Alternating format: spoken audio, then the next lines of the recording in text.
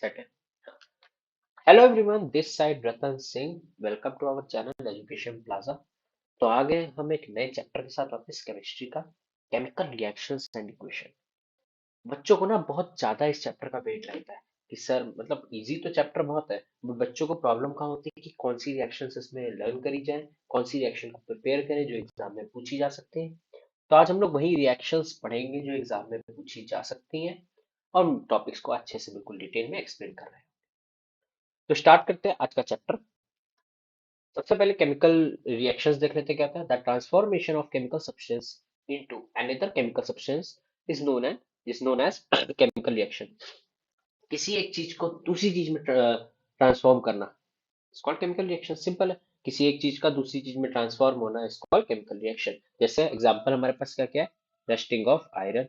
Rusting of iron बताना बच्चों क्या होता है, लोहे में जंग लग जाना। देखा होगा घर में गेट्स वगैरह होंगे, बाहर गेट लगे होते हैं, चैनल्स होते हैं, और वो नहीं होता, क्या बोलते हैं उसको, अ, दरवाजों में ग्रिल्स लगी होती हैं, हाँ, ग्रिल्स में लग जाती हैं आयरन की अगर हो तो उसमें रस्ट लग जाता है, तो वो न्यू सब्सटेंस बना हम लोग का। दूसरा आता था setting of milk into curd, milk से कर्ड में चेंज करना। केमिकल रिएक्शन क्या होती है, एक तो इरिवर्सिबल होती है, जैसे हमने मिल्क से दही बना ली, कर्ड। आप कर्ड से मिल्क बना सकते हैं क्या? नहीं बना सकते, ऑब्वियस नहीं बना सकते। वो एक केमिकल रिएक्शन है कि न्यू सब्सटेंस हुआ। डाइजेशन ऑफ फूड, फूड का डाइजेस्ट होना। Respiration is also a chemical reaction. चार एग्जाम्पल है, एग्जाम में लिखना चाहो तो लिख सकते हो। In a chemical reaction a new substance is form which is completely different in properties from the original substance. जो भी केमिकल रिएक्शन में न्यू सब्सटेंस फॉर्म हो रहा होगा, पूरा कंप्लीटली डिफरेंट होगा प्रॉपर्टीज, जो कि हमारे पास ओरिजिनल होगा। मतलब हमने मिल्क और कर्ड बनाया तो कर्ड की प्रॉपर्टीज अलग है, मिल्क की प्रॉपर्टीज हमारी बिल्कुल अलग है। So in a chemical reaction a chemical change take place. Chemical change क्या होता है? केमिकल चेंज जो कि इरिवर्सिबल होता है। कोई हमने पुरानी चीज ली, उससे नई चीज बना ली, तो जो नई चीज है वो बिल्कुल एंटायरली डिफरेंट होगी। ठीक है, और वो नई चीज से वही पुरानी चीज फिर से नहीं बन सकती। आगे देख लेते हैं। Only a rearrangement of atoms takes place in a chemical reaction. Simple सा पॉइंट है, रीअरेंजमेंट ऑफ एटम्स होते हैं हमारे केमिकल रिएक्शंस में। The substance which takes part in a chemical reaction are called reactants. The new substance produced as a result of a chemical reaction are called products. तो देख लेते हैं बच्चों, ये रिएक्टेंट और प्रोडक्ट्स क्या होते हैं। जैसे हमने H2 प्लस O2 करा, ठीक है, ये तो बेसिक रिएक्शन है, आप लोग को पता होंगे। तो जो चीज मिक्स हुई, जो केमिकल रिएक्शन जिनके बीच में हुई, वो होते रिएक्टेंट। जैसे इनके बीच में हुई, तो ये हमारे क्या हो गए, ये दोनों क्या हो गए हमारे रिएक्टेंट्स। ठीक है, और ये हमको मिला रिजल्ट। रिजल्ट को हम लोग बोलते हैं प्रोडक्ट। तो बहुत लोग बोलते हैं रिएक्टेंट्स लेफ्ट साइड में होता है, प्रोडक्ट राइट साइड में होता है। हाँ वो सही है, टेक्निकली वो सही है, बट कई बार वो गलत हो जाता है। ठीक है, बोल रहे हो तो सही है, चलो हर ज्यादातर आपकी रिएक्शंस जो हमारी क्लास 10th में 99% रिएक्शंस में रिएक्टेंट लेफ्ट साइड और प्रोडक्ट राइट साइड, बट कई बार ऐसा नहीं भी होता। ठीक है, तो ये the substance which takes part in a chemical reaction are called reactants. The new substance produced is called are called products. ध्यान रखना, एग्जाम में पूछा जा सकता है difference between reactants and products, तो लिख लेना इसको। जैसे ही हमारे पास एक रिएक्शन है, देखो रिएक्शन पहले देख लेते हैं। Mg plus O2 gives 2MgO। ये बैलेंस्ड है, एग्जाम में ध्यान रखना बच्चों, बहुत इंपॉर्टेंट चीज है आप लोग के लिए। एग्जाम में बहुत ध्यान रखना कि रिएक्शन जब भी लिखना तो बैलेंस्ड वे में ही उसको लिखना, बैलेंस करके। अब बैलेंसर कैसे किया जाता है वो अभी हम लोग डिस्कस कर रहे होंगे आगे, उसको देख लेंगे। बट ये ध्यान रखना, रिएक्शन जो भी लिखना, चाहे किसी भी चैप्टर से आए, कुछ भी आए, बिल्कुल बैलेंस करके उसको लिखना। बाकी ये मैग्नीशियम सॉलिड होता है, ऑक्सीजन गैस होती है, मैग्नीशियम ऑक्साइड भी सॉलिड होता है। तो Sg क्या है वो भी आगे देख लेंगे। तो ये क्या लिखा था, burning of magnesium in the air to form magnesium oxide is an example of chemical reaction. एक केमिकल रिएक्शन का हम लोगों ने एग्जांपल ले लिया कि मैग्नीशियम को अगर एयर में कौन सी गैस होती है बच्चों, ऑक्सीजन। तो मैग्नीशियम को अगर हम लोग एयर में बर्न करें तो मैग्नीशियम ऑक्साइड हम लोग को मिल रहा होगा उसके ऊपर ही। Before burning in air the magnesium ribbon is clean by ribbon with sand paper. तो जो मैग्नीशियम को हम लोग एयर में बर्न करने वाले होते हैं, उससे पहले उसको ना सैंड पेपर से साफ किया जाता है। देखा होगा, मैग्नीशियम रिबन को सैंड पेपर से साफ किया जाता है, क्यों?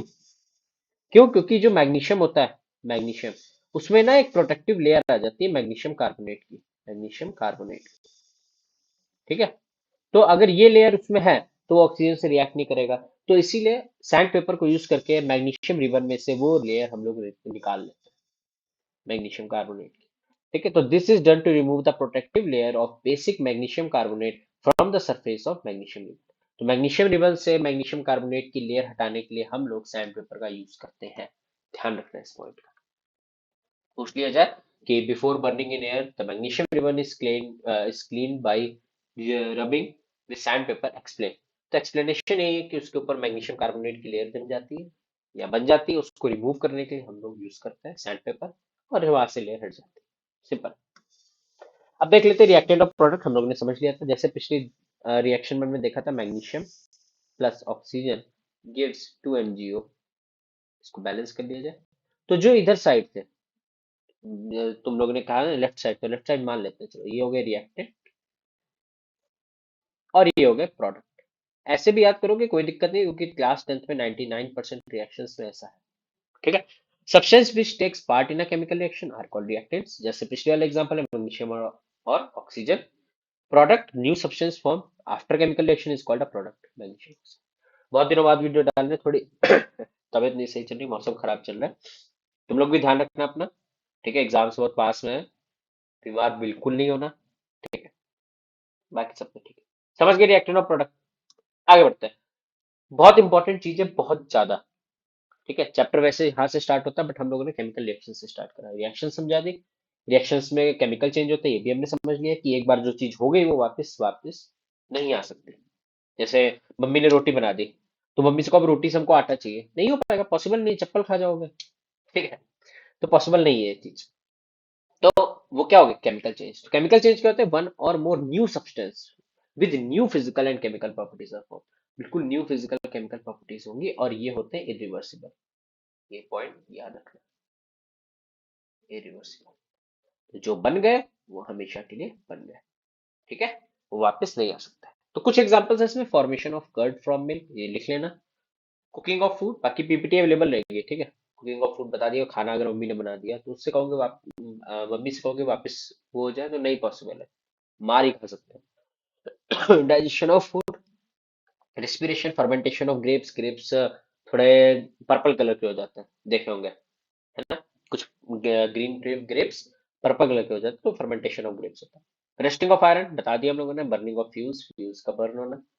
बर्निंग ऑफ कैंडल वैक्स, जो कैंडल वैक्स है उसका बर्न होना। केमिकल चेंज भी है, फिजिकल चेंज भी है। फिजिकल चेंज कैसे, जो उसकी वैक्स है उससे हम लोग फिर से कैंडल बना सकते हैं। वैक्स जो पिघली उसको इकट्ठा कर लिया, फिर से हम लोग बना सकते हैं कैंडल। और केमिकल चेंज कैसे हो गया, जो उसका थ्रेड है वो खत्म हो गया। ठीक है, समझ गए, जो थ्रेड है वो खत्म हो गया, केमिकल चेंज। फिजिकल चेंज क्या हुआ, जो वैक्स है उससे फिर से बना सकते हैं। रैपनिंग ऑफ फ्रूट, फ्रूट्स के सड़ जाना। They are all are chemical change which involve chemical reaction. समझ गया ना केमिकल चेंज क्या होता है, क्यों न्यू सब्सटेंस बने, न्यू फिजिकल प्रॉपर्टीज हो, न्यू केमिकल प्रॉपर्टीज हो, and are irreversible in nature. आगे बढ़ते हैं, एक एग्जांपल है बहुत इंपॉर्टेंट है, ध्यान रखना है। आयरन, आयरन होता है Fe plus CuSO4 gives FeSO4 plus Cu। तो ये बहुत इंपॉर्टेंट रिएक्शन है बच्चों, ध्यान रखना है इस चीज का। Fe और CuSO4 का रिएक्शन करेंगे, CuSO4 ब्लू कलर का होता है। तो अगर ऐसा रिएक्शन होगा तो हम लोग को जो फॉर्म मिलेगा, क्या बोलते हैं, प्रोडक्ट मिलेगा, वो मिलेगा FeSO4 और Cu। इसका कलर चेंज हो जाएगा, ब्लू से ग्रीन कलर हो जाएगा। When copper sulfate reacts with iron, two new substances form, that is ferrous sulfate and copper। जैसे ये लिखा हुआ है डायग्राम में, इसको ध्यान रखना। ये रिएक्शंस बहुत इंपॉर्टेंट है आपके एग्जाम पॉइंट ऑफ व्यू से, कि आयरन को जब हम लोग कॉपर सल्फेट से रिएक्ट करते हैं तो क्या होता है, फेरस सल्फेट और कॉपर हम लोग को मिल रहा होगा। ब्लू से ग्रीन कलर चेंज हुआ। ठीक है, तो ब्लू कलर हमारे पास आयरन ने इसमें डाली थी हम लोगों ने। ठीक है, कुछ टाइम बाद हमने उसको देखा कि ये जो ब्लू कलर है वो ग्रीन में चेंज हो गया, और जो हमारी आयरन नेल है उसके ऊपर कॉपर डिपॉजिट हो गया। देखा होगा अगर हम लोग कहीं पर रख देते हैं आयरन नेल, जैसे इसमें एक बार चाहो तो करके देख लेना, तो उसके ऊपर ब्राउन कलर की कोटिंग आ जाती है। ब्राउन कलर ही नहीं है, चलो यही था, ब्राउन कलर की यहाँ पे कोटिंग आ गई आयरन। वो ब्राउन कलर क्या है, कॉपर है। कॉपर भी तो ब्राउन कलर का होता है बच्चों, तार देखी होंगी आपने घरों में अपने। ब्राउन कलर का होता है, तो उसकी कोटिंग आयरन के ऊपर आ जाती है और जो सोल्यूशन है उसका कलर ग्रीन से नहीं ब्लू से ग्रीन हो जाता है। क्यों? क्योंकि जो सोल्यूशन बना पहले कॉपर सल्फेट था, अब वो फेरस सल्फेट हो गया। ध्यान रखना ये बहुत इंपॉर्टेंट रिएक्शन है, आगे भी इसको पढ़ेंगे हम लोग। इस रिएक्शन में चेंज इन कलर हुआ है। क्या हुआ है बच्चों? Change in colour. Colour change हुआ है कहां से कहां तक? मतलब कौन से कलर से कौन से कलर? ब्लू से ग्रीन कलर चेंज। ठीक है, कॉपर सल्फेट से फेरस। समझ में आ गया? आगे देखते हैं, अब देखते हैं फिजिकल चेंज के। चेंज इन कलर और state occurs but no new substance is form. Colour change हो सकता है, स्टेट चेंज हो सकता है, बट कोई नया सब्सटेंस फॉर्म नहीं होगा या रिवर्सिबल होगा। दूसरा पॉइंट यहाँ पे लिख लेते हैं, रिवर्सिबल। रिवर्सिबल जैसे कि हमने पानी को उबाला, जो वेपर्स बने ना हमारे पास, उससे हम लोग वापस पानी बना सकते हैं, कंडेंसेशन से, पता है सबको। तो यही चीज है, पानी को हमने उसको क्या फ्रीज कर दिया, बर्फ बन गई। अब बर्फ से पानी बना सकते हैं? हाँ बना सकते हैं, सिंपल है, थोड़ा सा हीट कर दो, बॉयल कर दो, बन गया। तो ये एग्जांपल है, water changes to steam on boiling but no new substance is form. यार स्टीम फॉर्म हुआ, कोई नई चीज थोड़ी ना है, मतलब क्या कहना चाह रहे हैं हम, इजिली हम लोग उसको पानी में निकाल सकते हैं, सिंपल समझ लो। ठीक है, even though steam and water looks different but they are made to react with a piece of Na, they react the same way and give the exact same product। अगर हम लोग सोडियम के साथ react कराते हैं, steam की और water दोनों की, ठीक है, जो कि हम लोग मेटल्स और नॉन मेटल्स में पढ़ेंगे reactions, metals and non metals में, इसको देखना, ऊपर आई बटन में लिंक डला हुआ है इसका, उसमें देख लेना reaction of metals with water. तो उसमें ये दोनों का है कि जब हम लोग सोडियम की रिएक्शन स्टीम से और वाटर दोनों से करेंगे तो सेम प्रोडक्ट हम लोग को मिल रहा होगा। क्या मतलब हुआ इसका? कि स्टीम और वाटर एक जैसे ही है। ठीक है, और दूसरी चीज रिवर्सिबल होती है, तो हम लोग इजिली उसमें हम लोग चेंज कर सकते हैं, लिक्विड से वेपर जा सकते हैं, वेपर से लिक्विड आ सकते हैं, सॉलिड टू लिक्विड जा सकते हैं, लिक्विड से सॉलिड आ सकते हैं। ठीक है, आगे बढ़े। सिंपल है यार, ये तो 9th क्लास में पढ़ा होगा, फिजिकल चेंज, केमिकल चेंज। अब बात आती है बहुत इंपॉर्टेंट, क्या बात है? Characteristics of chemical reactions. ठीक है, सबसे पहले कैरेक्टरिस्टिक्स हमारे पास इवोल्यूशन ऑफ गैस, गैस का निकलना। ठीक है, फॉर्मेशन ऑफ प्रेसिपिटेट, प्रेसिपिटेट मतलब कोई सॉलिड चीज बनना, पीपीटी का बनना। एरो नीचे मतलब सेटल डाउन, एरो ऊपर मतलब बाहर निकलना, एरो ऊपर मतलब बाहर निकलना। और एरो, ये ध्यान रखना, एरो ऊपर मतलब अगर कोई एरो ऊपर हो तो वो बाहर निकल रही, इवॉल्व हो रही, गैस जैसे इवॉल्व हो रही। एरो नीचे मतलब वो चीज नीचे settle down. Changing colour, colour में चेंज होना, जो कि हम लोगों ने एक पढ़ा था, याद है, ब्लू से ग्रीन जा रहा था, जिसको रिएक्शन सबको याद ही होगी Fe plus CuSO4 gives FeSO4 plus Cu। ठीक है, चौथा है टेम्परेचर में चेंज होना। टेम्परेचर चेंज, या तो बढ़ेगा टेम्परेचर या तो कम होगा, टेम्परेचर या तो बढ़ेगा या तो कम होगा। ठीक है, change in state, change in state मतलब या तो सॉलिड से लिक्विड, लिक्विड से गैस, या सॉलिड से गैस, या वाइस वर्सा, लिक्विड से सॉलिड ले लो, ठीक है, गैस से लिक्विड, गैस से। तो इतने सारे रिएक्शंस तो नहीं पढ़ेंगे, बट हाँ कुछ कुछ इसमें जो इंपॉर्टेंट रिएक्शंस है, आप लोग है रिएक्शंस के लिए आए हो, सीधी सी बात। ठीक है, मेरा भी यही काम है, मेन रिएक्शन जो बोर्ड एग्जाम्स में आने वाली है ना, आप लोग की सिर्फ वही कराएंगे, वही आएंगे, आप देख लेना उन्हीं में से। देख लेते हैं सबसे पहला, इवोल्यूशन ऑफ गैस, गैस का इवॉल्व होना। The chemical reactions between zinc and dilute sulphuric acid is characteristic characterized by the evolution of hydrogen gas। तो जिंक की रिएक्शन, अगर हम लोग सल्फ्यूरिक एसिड H2SO4, ये 2 नीचे है, 4 नीचे, ठीक है, जो पहली बार पढ़ रहे हैं चैप्टर उसको ध्यान से देख लेना। जिंक सॉलिड की फॉर्म में होता है, H2SO4 एक्वस फॉर्म में होता है, ठीक है, gives ZnSO4 plus H2, gas हमारी बाहर निकल रही होती है। ठीक है, तो ये देखो H2 गैस है और ये ZN। Important reaction exam point of view से अगर पूछ लिया जाए इवोल्यूशन ऑफ गैस के ऊपर एक रिएक्शन लिखनी है, तो ये रिएक्शन आप लिख के आ जाओगे। क्या है? The chemical reaction between zinc and dilute sulphuric acid is characterised by evolution of gas. फिर से देख लो, जिंक को अगर हम लोग H2SO4 से रिएक्ट करते हैं तो हम लोग को मिलता है ZnSO4 प्लस H2। सिंपल सी रिएक्शन, खत्म कर। आगे देखते हैं चेंज इन कलर। ये बहुत important seriously.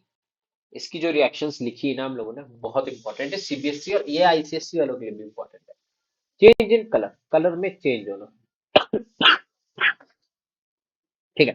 The chemical reaction between citric acid and purple coloured potassium permanganate. Potassium permanganate आप लोगों ने क्लास 9 में चैप्टर 1 में देखा होगा, जब हम लोग क्या बोलते हैं, मिक्सचर मिक्सचर जो हम लोग कर रहे होते हैं, जब हमने पोटेशियम परमैंगनेट को पानी में डाला, वो धीरे धीरे अपना कलर पूरा पानी में घुल जाता है तो पर्पल कलर का बन जाता है, याद है?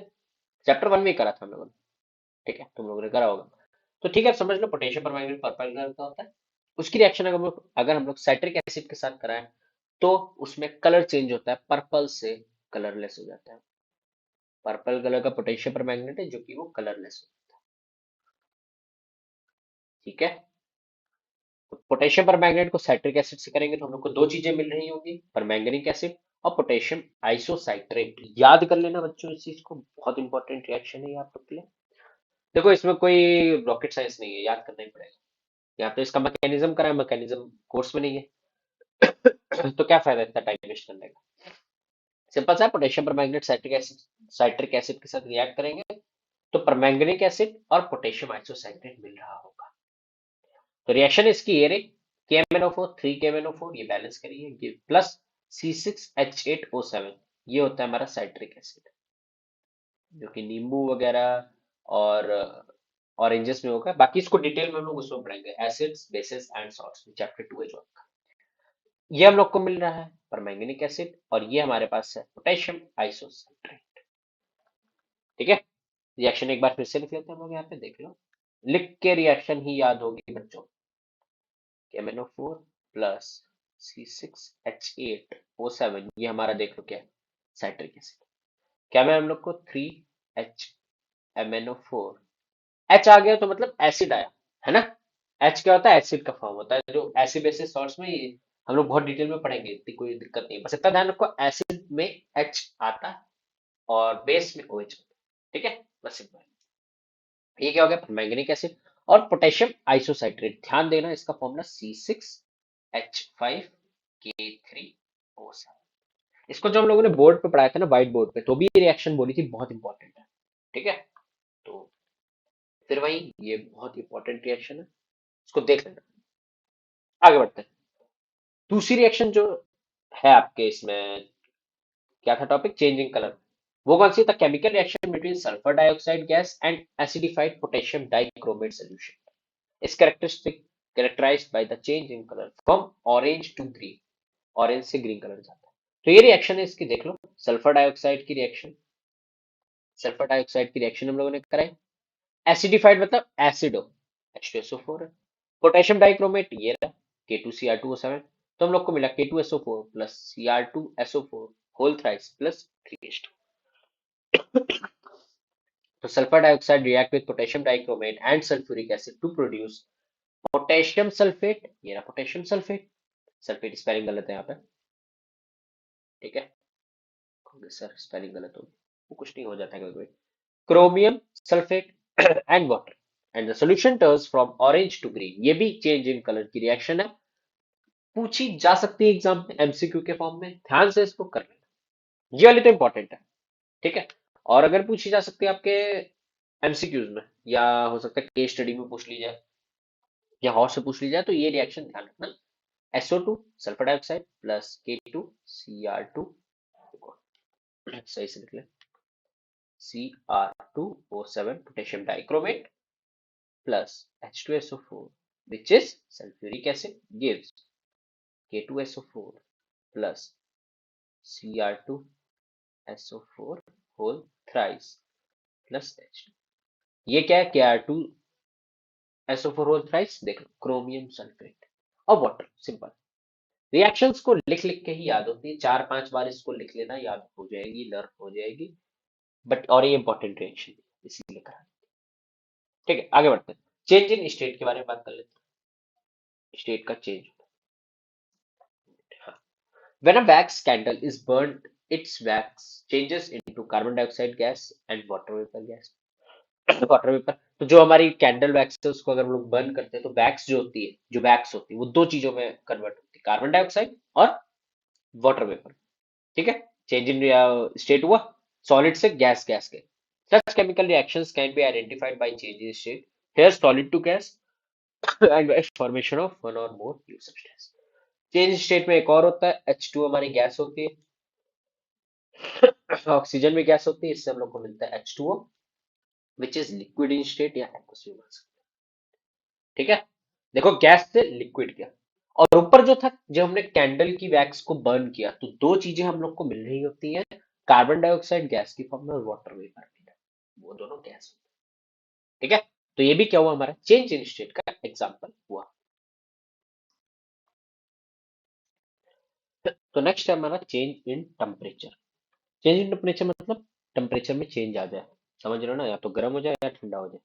ठीक है, first the evolution of a gas या एक्सोथर्मिक रिएक्शन। एक्सोथर्मिक मतलब गर्मी आना, या मतलब इवोल्यूशन ऑफ गैस, गैस का evolve. Reaction which produce heat are called exothermic reaction. Heat को प्रोड्यूस करने वाली रिएक्शंस को हम लोग एक्सोथर्मिक रिएक्शन। जैसे evolution of gas and liberation of heat characterise a chemical reaction, ये एक लिखा हुआ है नॉर्मल एक चीज है कि जो हमारी हीट हीट जैसे या तो इवॉल्व होगी या डिसॉल्व होगी, तो वो भी एक कैरेक्टराइज बताता है केमिकल रिएक्शन का कि कौन सी है, एक्सोथर्मिक या एंडोथर्मिक। तो हम लोग पहले एक्सोथर्मिक पढ़ रहे हैं, एक्सोथर्मिक के कुछ एग्जांपल्स देख लेते हैं। बर्निंग ऑफ नेचुरल गैस, जैसे मिथेन है, मिथेन CH4 मिथेन होता है, क्या होता है बच्चों, मिथेन। बाकी बिल्कुल 100% डिटेल में ये चीज जो मिथेन है ना, को तुम लोग कार्बन एंड इट्स कंपाउंड्स में पढ़ लोगे। ठीक है, मिथेन, मिथेन को जो हम लोग एयर में बर्न करते हैं, O2, ये टू नीचे है, ठीक है, ये रिएक्शन ये देख लो, CH4 plus O2 gives CO2 plus H2O plus ये H2O प्लस, ठीक है, ये बैलेंस है, यहाँ पे टू यहाँ पे, ठीक है, और टू H2O। तो ये जो पहली रिएक्शन क्या है, बर्निंग ऑफ नेचुरल गैस। जब हम लोग मीथेन को बर्न करेंगे in presence of oxygen, carbon dioxide मिलेगा, वाटर मिलेगा, जो कि वेपर्स के फॉर्म में निकल रहा होगा। जी लिखा है तो H2O के आगे, मतलब ये वेपर है, ठीक है, vapour plus heat, heat evolve हो रही होगी जो कंटेनर में, अगर समझ लो कंटेनर में किसी रिएक्शन हो तो कंटेनर गर्म हो जाएगा, हीट इवॉल्व हो रही है ना, हीट बाहर निकल रही है। दूसरा एग्जांपल है हमारे पास, respiration is an exothermic reaction where glucose food breaks into a simpler substance such as carbohydrate that further break into glucose during digestion of food combines with oxygen in the cells of our body release energy to work and play। तो जो glucose है वो oxygen के साथ react करता है जो हमारी बॉडी के सेल्स में होती है, उसी से हम लोग को कार्बन डाइऑक्साइड और वाटर मिल रही होती है प्लस हीट, जो कि हम लोग के एनर्जी अंदर रिलीज हो रही होती है ना, जिससे हम लोग खेल सकते हैं, कोई अपना काम कर सकते हैं, घूम सकते हैं, ठीक है, देख सकते हैं, एनर्जी मिल रही है, ठीक है। तो ये कैसे वो ग्लूकोज ऑक्सीजन के साथ रिएक्ट करा, ये रिएक्शन बहुत इंपॉर्टेंट है। रेस्पिरेशन की रिएक्शन है, वेरी इंपॉर्टेंट है, बहुत बहुत ज्यादा इंपॉर्टेंट है, पूछा जाता है, क्वेश्चन पूछा जाएगा, रेस्पिरेशन इज एन एक्सोथर्मिक और एन एंडोथर्मिक, तो लिखोगे आप लोग respiration is an exothermic reaction, why, because here glucose combines with oxygen in the cells of our body and releases energy to work and play। Energy हम लोग को मिल रही है ना, जब ये ग्लूकोज ऑक्सीजन के साथ रिएक्ट कर रहा है तो हम लोग को एनर्जी मिल रही है अपना काम करने के लिए, वर्क करने के लिए, और हीट प्रोड्यूस करने। तीसरा आता है the decomposition of the vegetable matter into compost is also an exotherm. जो वेजिटेबल मैटर होते हैं, जो पील होता है, पील समझते हैं ना, छिलका,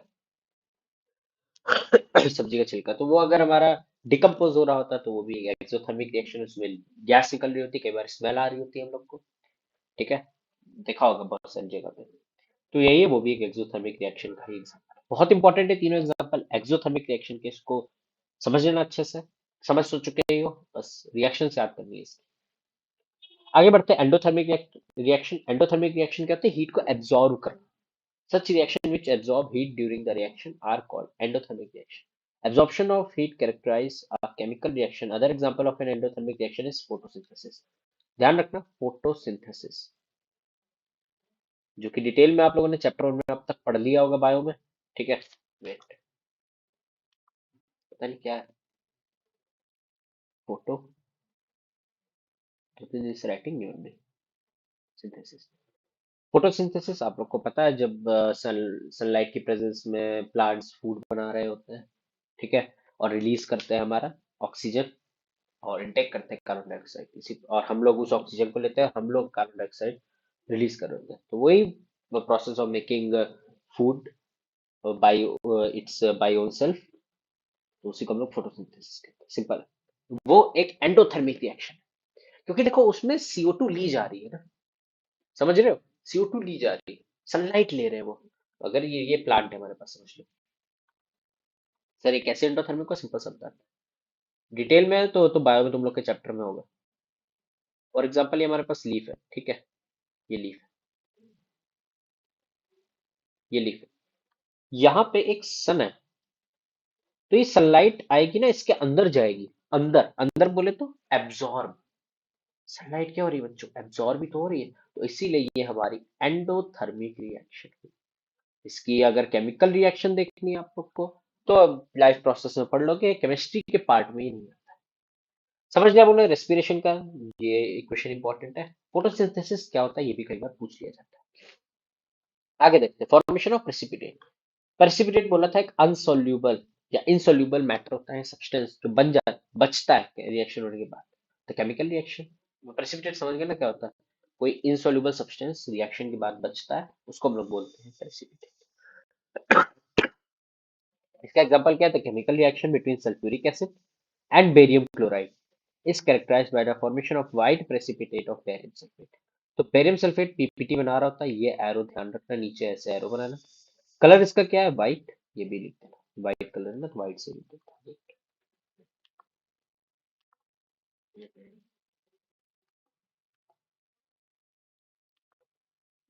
व्हाइट। तो ये ध्यान रखना, फॉर्मेशन ऑफ प्रेसिपिटेट की बहुत इंपॉर्टेंट रिएक्शन है। बेरियम क्लोराइड BaCl2 बनाना हम लोग को आता है, 9th क्लास में तुम लोगों ने फॉर्मेशन ऑफ केमिकल कंपाउंड्स पढ़ा होगा, कि Ba की हमारी जो वैलेंसी होती है +2 होती है, Cl की -1, तो इसको कंबाइन करा BaCl2 plus H2SO4 gives BaSO4 plus, यहाँ पे ये पीपीटी फॉर्म हो रहा होगा व्हाइट। आगे बढ़ते हैं, नेक्स्ट हमारा आता है केमिकल इक्वेशंस। केमिकल इक्वेशन क्या होता है, केमिकल रिएक्शंस हम लोगों ने पढ़ ली, चैप्टर का नाम है chemical reactions and equation. Reactions तो पढ़ ली, अब इक्वेशन क्या होता है, representation of chemical reaction, chemical reaction का ही representation using symbols and formula of a substance is called chemical equation. यार अभी तक जो हम लोग पढ़ रहे थे ना रिएक्शंस, तो हम लोग को पता चल गई केमिकल रिएक्शन क्या होती है, दो चीज कंबाइन हुई उससे एक नई चीज बनी, तीन चीजें कंबाइन हुई इससे एक या एक से ज्यादा नई चीजें बनी, वो तो हम समझ गए। अभी इक्वेशन के फॉर्म में इसको लिखना है।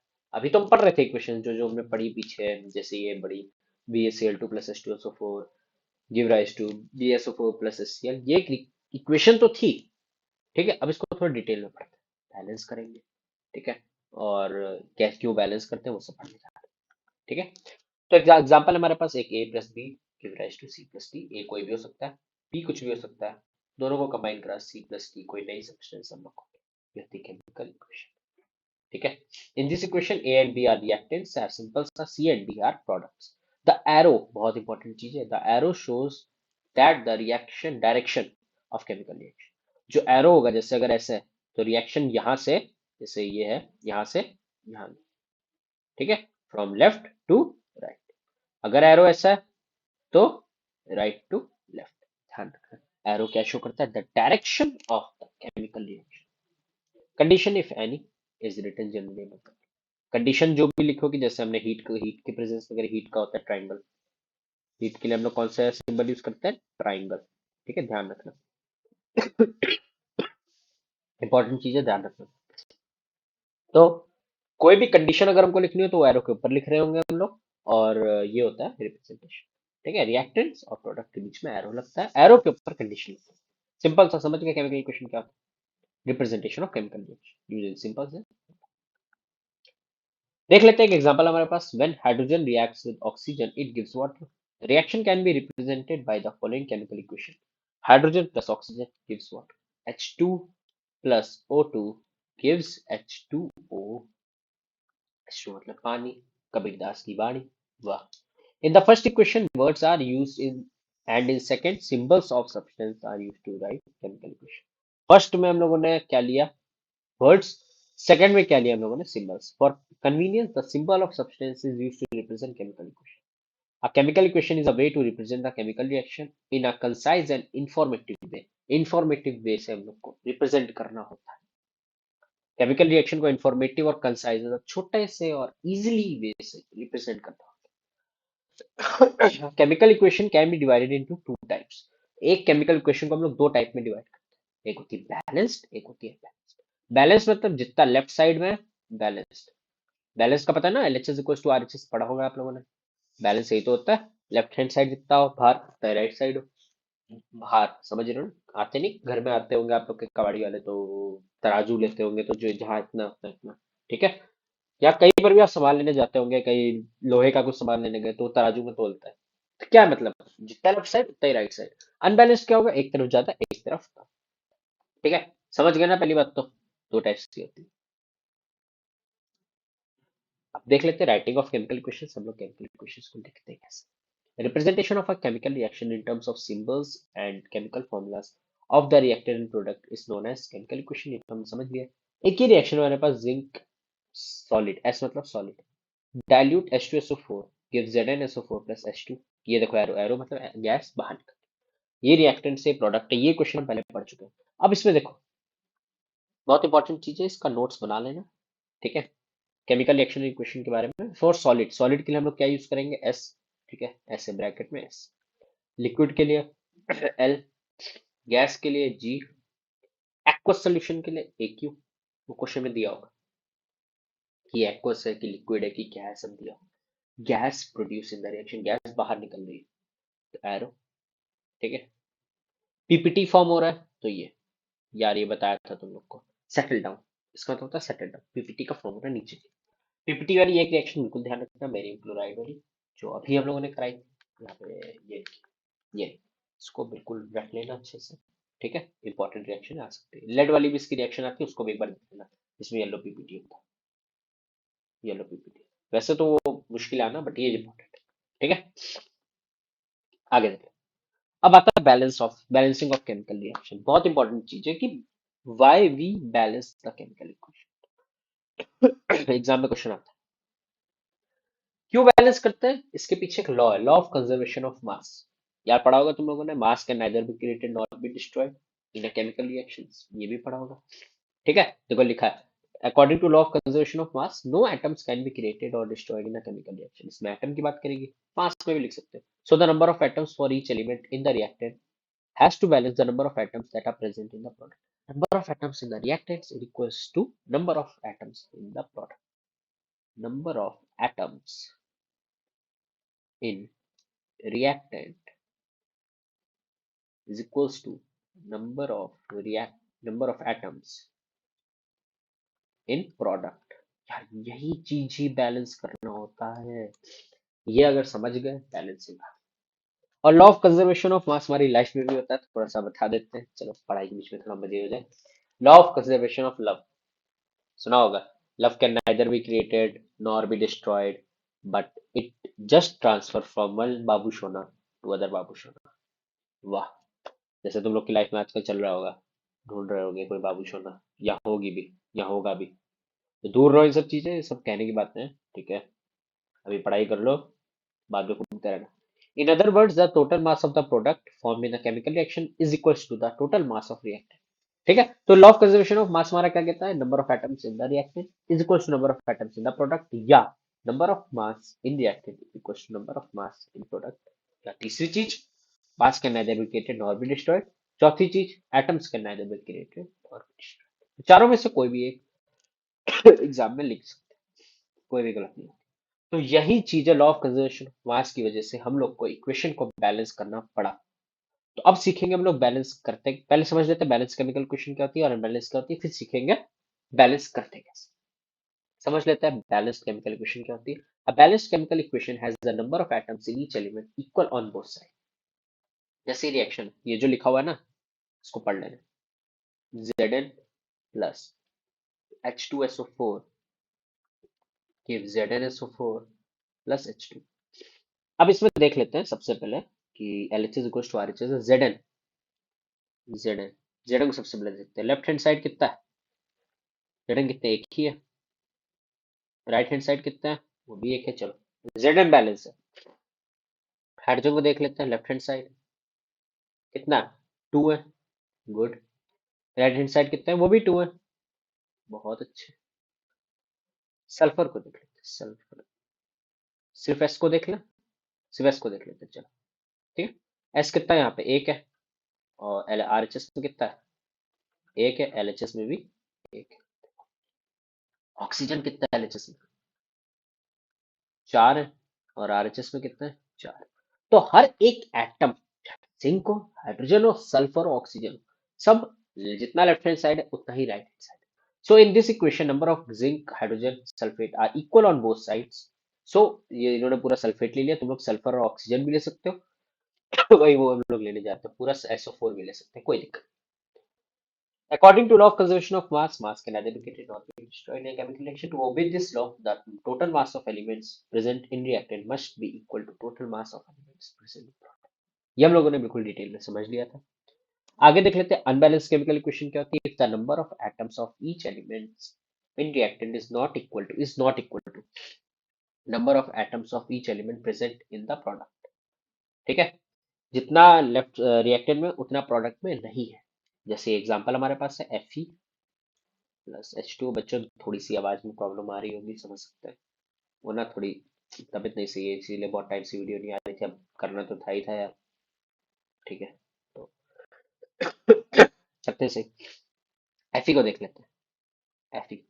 Fe LHS में कितनी है? वन। मतलब लेफ्ट साइड साइड में आयरन कितना है? वन है। हाँ, कलर ले लें। और राइट हैंड साइड में कितना है? थ्री है। देखो यहीं पर ही अनबैलेंस है। बाकी देख लेते हैं। हाइड्रोजन LHS में कितना है? टू। RHS में कितना है? टू, सही है। ऑक्सीजन देख लेते हैं। LHS में कितना है? वन। RHS में कितना है? चार। Simple. In this example, a number of atoms of elements are not equal on two sides of the reaction. For example, on the left hand side, only one iron is present, while three iron present on right hand side. Therefore, it is an unbalanced chemical equation. समझ में आया कि नहीं? जल्दी से बताओ बच्चों, समझ में आया कि नहीं? चलो आगे देखते हैं। Steps for balancing a chemical. तो इसके कुछ स्टेप्स हैं। द चेंज अगर सब इस ऐसी चीजें, कुछ स्टेप्स एग्जांपल से समझते हैं हम लोग। क्वेश्चन आएगा बैलेंस द केमिकल इक्वेशन, तो कैसे करेंगे उसको वही देखने जा रहे हैं हम लोग। ऐसे ही करना बच्चों, कोई हिट एंड ट्रायल मेथड लगाने की जरूरत नहीं है। क्या पता तुम लोग को हिट एंड ट्रायल से कराया गया हो, बट हिट एंड ट्रायल मत लगाना। ठीक है, क्योंकि मेरे हिसाब से क्या यही लगाना कोफिशिएंट वाला। इसको ए ले लो, बी ले लो, सी ले लो। जिंक की इक्वेशन लिख लो। जिंक की इक्वेशन, ये बीच में ये एरो की जगह समझ लो इक्वल टू है। ठीक है, एक क्वेश्चन करेंगे, दूसरा अपने अब तुम लोग कर लो। जिंक का देखो इधर क्या ए है। ठीक है ना, जिंक कितने हैं यहाँ पे? लेफ्ट हैंड साइड एक ही तो है, ए। इधर क्या? C equals to C. Okay, hydrogen ले लेते हैं। हाइड्रोजन का क्या है? बी इक्वल्स टू 2D, है ना। ओके, Cl ले लेते हैं। Cl का क्या है हमारे पास? B equals to 2C। Simple है, नहीं समझ में आया? आ गया ना? ठीक है, अब इधर देखो, ध्यान से देखना। ए को वन मान लो। ए को वन मान लो। ठीक है, तो सी कितना हो गया हमारे पास? वन। ठीक है, एक वन माना, सी के वैल्यू वन हो गए। कुछ भी किसी को भी एक वन मान लो तो हो जाएगा। ठीक है, पहले इतना समझ में आया कि नहीं आया? ये तो हमने इक्वेशन लिखी। हमने ए इज इक्वल टू सी लिया, B is equal to 2D लिया, 2D, और B is equal to 2C लिया। और ये हर जगह 2C मतलब Cl2 है ना, और सी इसका कोफिशिएंट था पूरे। अब ए को हमने वन मान लिया, तो सी क्या हो गया हमारे पास? वन, है ना। ठीक है, अब इधर आ जाओ, सी को हमने वन माना था, सी वन हो गया, तो बी कितना हो गया? टू। अब अगर बी टू हो गया, two is equal to 2D, तो डी के लिए क्या होगी बात? वैल्यू पुट कर दो सब में, इन सब में। ए की वैल्यू क्या है? वन, तो जेड एन वन लगाने की जरूरत नहीं। बी की वैल्यू क्या है हमारे पास 2HCl gives सी की वैल्यू क्या है 1 ZnCl2 प्लस डी की वैल्यू 1 2H2। ये हमारे पास बैलेंस्ड इक्वेशन। एग्जाम में यही तरीका करके आना, इसकी जो केमिकल इक्वेशन इसको लिख लेते हैं। Zn plus 2HCl gives ZnCl2 plus H2। बहुत सारे क्वेश्चंस प्रैक्टिस नहीं कराएंगे, फिलहाल तो एक ही कर लो। एक या एक और करा देते हैं, इंपॉर्टेंट क्वेश्चन है ये, आता है एग्जाम्स में, आया हुआ है। तो अगर बैलेंसिंग का क्वेश्चन आता है तो ये वाला कोफिशिएंट वाला करना, हिट एंड ट्रायल मेथड मत करके, ठीक है। दूसरा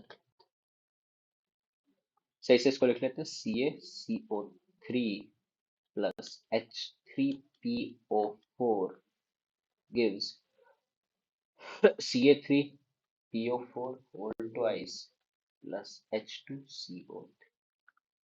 ओके, Ca सबसे पहले A B C और D। सी ए को ले लेते हैं सबसे पहले। ए इज इक्वल्स टू, यहाँ पे सी ए कहीं नहीं है, यहाँ पे सी है 3C। समझ में आया? ठीक है, अब ले लेते हैं हम लोग CO3 पूरा पूरा ले लेते हैं, ठीक है ना। C S C O three है ना, तो C S C O three पूरा अलग होता है, ठीक है। सी को भी ले सकते हैं बट इजी कर लो ना यार। CO3 कितना है यहाँ पे, पूरा CO3 देखो कितना है यहाँ पे ए, और यहाँ CO3 कितना है D। ये पूरा CO3 है, ठीक है, ये मैं समझ रहा 3D हो गया, नहीं नहीं नहीं, CO3 है पूरा पूरा। फिर क्या है हमारे पास, हाइड्रोजन। हाइड्रोजन का यहाँ पे क्या बनेगी equation, 3B equals to 2D। PO4 पूरा पूरा ले लेंगे, PO4, ठीक है, जो कि हमारा बनेगा B is equals to, PO4 पूरा लिया ना हमने, तो B is equals to 2C। बस अब इसको सॉल्व करते हैं। A को 1 मान लें। देखो यहाँ पे सबसे पहले इक्वेशन में हमको कुछ ना कुछ मानना है, A is equals to 3C, ठीक है। अगर A को 1 मानेंगे तो C 1/3 हो जाएगा, ऐसा कर सकते हैं। A को 1 मान लेते हैं, मान लें, कोई दिक्कत थोड़ी है। A को 1 मान लेते हैं, चलो A को 1 मान लिया, ठीक है। अब ये कंफर्म हो गया, तो C कितना हो गया हमारे पास, C 1 is equal to 3C। C हो गया 1/3। चलो, हो सकता है, ऐसा नहीं नहीं हो सकता, हम इसको सही करेंगे। सी की वैल्यू क्या होगी हमारे पास 1/3। सेकंड इक्वेशन लेते हैं, ए की वैल्यू 1 मानी थी तो डी भी 1 हो गया, ठीक है। ए सी डी आ गया, बी निकालना है। बी क्या हो जाएगा हमारे पास, बी, बी की वैल्यू 2C है, 2 इंटू 1/3, तो बी की वैल्यू हमारे पास आ गई 2/3। समझ में आया कि नहीं आया? तो चार चीजें हमारे पास आ गई। ए की वैल्यू, ये कोई इक्वेशन लिखी हुई है, ए की वैल्यू होगी 1, बी की वैल्यू क्या होगी हमारे पास 2/3, सी की वैल्यू कितनी आ गई हमारे पास 1/3, और डी की वैल्यू आ गई हमारे पास 1। तो देख लेते हैं इस इक्वेशन में, जो इक्वेशन इसमें पुट करनी है, बस और कुछ नहीं करना। पुट कर लेते हैं सबसे पहले ए की जगह 1, तो 1 CaCO3 प्लस पी की जगह 2/3, 2/3 H3PO4 give rise to C 1/3 CO3 1/3 CA3PO4 whole twice plus H2CO। Okay, अब देखो, जो कोफिशिएंट होते हैं वो फ्रैक्शन में नहीं होते हैं, ठीक है, ध्यान रखना इस चीज का। तो फ्रैक्शन हटाने के लिए क्या करेंगे, पूरी इक्वेशन यहाँ से यहाँ तक पूरी इक्वेशन को 3 से मल्टीप्लाई कर दे, 3 से मल्टीप्लाई कर दे, 1 को 3 से मल्टीप्लाई करेंगे तो 3CaCO3 प्लस इसको 3 से मल्टीप्लाई करेंगे तो 3 से 3 कट गया, बचा 2H3PO4 गिव्स, इसको 3 से मल्टीप्लाई करेंगे तो CA3PO4 होल ट्वाइस प्लस इसको 3 से करेंगे 3 आ जाएगा 3H2C। ये हमारे पास बैलेंस्ड समझ में आया कि नहीं, BCE सब समझ में आया कि नहीं। ये क्वेश्चन था हमारे पास, कोफिशिएंट किया हम लोगों ने सबके ABCD, ठीक है, तुम लोग कोई भी ले सकते हैं। बस फिर हमने बैलेंस कर दिया, CA को इधर left LHS equal to RHS करा, CO3 का LHS इक्वल टू RHS करा, H का LHS इक्वल टू RHS करा, PO4 का LHS इक्वल टू RHS करा। बस सॉल्व कर दिया, सबके कोफिशिएंट निकाल दिया, लिख दिया। इस बात का ध्यान रखना फ्रैक्शन में कोफिशिएंट नहीं होते हैं। तो हमने 3 से सबको मल्टीप्लाई कर दिया, कुछ और होता तो एलसीएम लेके करते, बट इतना टफ नहीं आएगा। सॉल्व कर दिया आंसर। समझ में आया कि नहीं आया? इजी था। चल आगे बढ़ते हैं। अब आते हैं next types of chemical reactions. पहला जो टाइप है वो है हमारा कॉम्बिनेशन रिएक्शन। कॉम्बिनेशन रिएक्शन क्या होता है? सिंपल सा वर्ड से पता चल रहा है, कंबाइन होना। Reaction in which two or more reactant combine to form one product. दो चीजें मिलके एक प्रोडक्ट हमारा बनाते हैं। ठीक है, सी प्लस डी मिला, मिल गया सी डी। ठीक है, जेड प्लस डब्ल्यू मिला, जेड डब्ल्यू। ठीक है, तो ये चीजें, दो चीजें मिलके एक चीज बनाते हैं। The general combination reaction can be represented by the chemical equation given below, A plus B give A B. तो इसकी रिएक्शन हम लोग ऑलरेडी एक पढ़ चुके हैं, मैग्नीशियम वाली, याद है? Magnesium plus oxygen gives magnesium oxide. Exam में ध्यान रखना बच्चों, बैलेंस करके लिखना। तो मैग्नीशियम हो गया ए, ऑक्सीजन हो गया बी, जो मिला वो हो गया ए। समझ में आया? कॉम्बिनेशन रिएक्शन सिंपल सा था, जो रिएक्शन कंबाइन करके बना, दो और मोर रिएक्टेंट कंबाइन हो और एक प्रोडक्ट बना दे, उसको हम लोग बोलते हैं कॉम्बिनेशन रिएक्शन। एक और एग्जांपल है कार्बन प्लस ऑक्सीजन। कार्बन को ऑक्सीजन के साथ रिएक्ट करेंगे तो हम लोग को कार्बन डाइऑक्साइड मिल जाएगी। यहाँ पे ए हो गया कार्बन, बी हो गया कार्बन ऑक्सीजन, और मिला हम लोग को ए। When carbon is burned in oxygen, carbon dioxide is formed. In this reaction, carbon is combined with oxygen. Important reaction। दूसरा आता है डिकम्पोजिशन, टूट जाना। ठीक है, ए बी टूट के ए प्लस बी बना। ठीक है, पहले जुड़े फिर टूट गए, सी प्लस डी। ठीक है, simple reaction in which one compound decompose.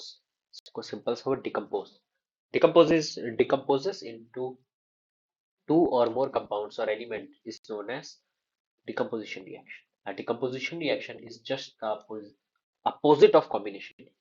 Combination क्या था? कंबाइन करना, डिकम्पोजिशन है तोड़ना। कॉम्बिनेशन रिएक्शन एक दूसरे मतलब दो लोग को पास में लाता है, डिकम्पोजिशन रिएक्शन दोनों को तोड़ देता है। रिश्तों को जोड़ना, रिश्तों को तोड़ना। अब समझ गए होगे अच्छे से। ठीक है, जनरल रिएक्शन डिकम्पोजिशन रिएक्शन की A B give rise to A plus B.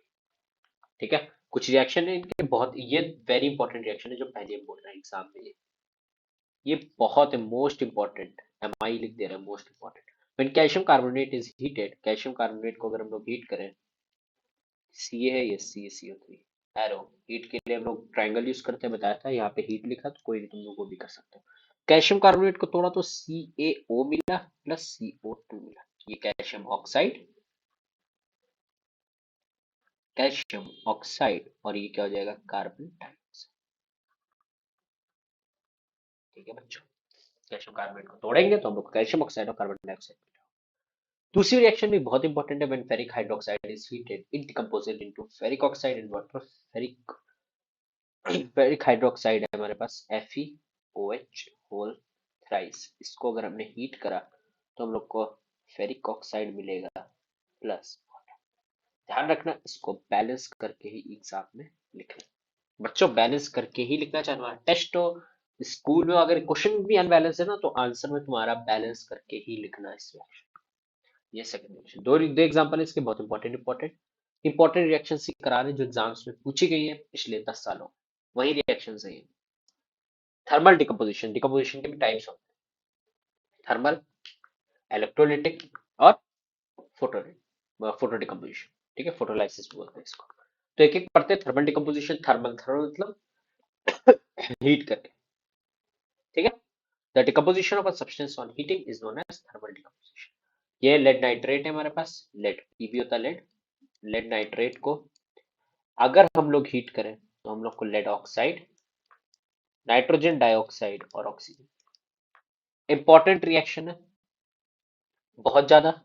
ठीक है, एग्जाम में पूछा जाता है टाइप्स ऑफ डिकम्पोजिशन रिएक्शन। तो पहला है हमारे पास थर्मल डिकम्पोजिशन। थर्मल डिकम्पोजिशन में ये रिएक्शन बहुत इंपॉर्टेंट है, यही लिख कर आना। अगली देख लेते हैं electrolytic decomposition, the reaction in which compound decomposes into simpler compounds because of passing of electricity। Electrolytic मतलब इलेक्ट्रिसिटी पास करके जो रिएक्शन होती है उसको हम लोग बोलते हैं इलेक्ट्रोलाइटिक डिकम्पोजिशन।